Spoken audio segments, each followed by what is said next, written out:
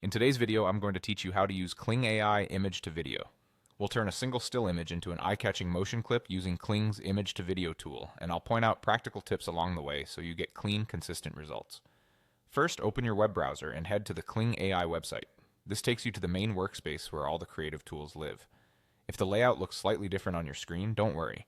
The labels are consistent even if the design refreshes from time to time. Next, choose the video section.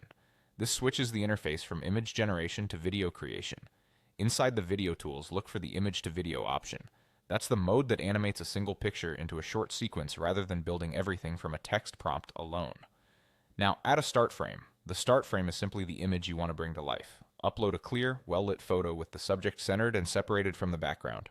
The cleaner the edges, the better the motion will look. High-resolution PNG or JPG files work well.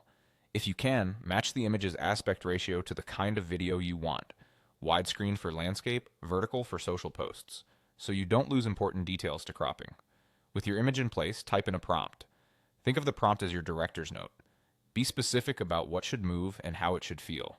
For example, slow cinematic push-in on the subject, soft breeze moving hair, warm golden hour light, subtle depth of field. Include camera moves, mood, and pacing, and avoid conflicting instructions.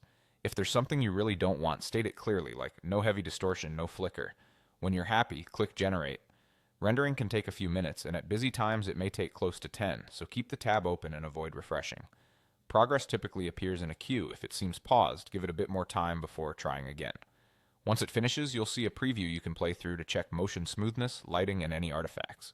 If the motion isn't quite right, refine the prompt for clarity, swap in a sharper start frame, and run another pass. Small wording tweaks often make a big difference. And that's it.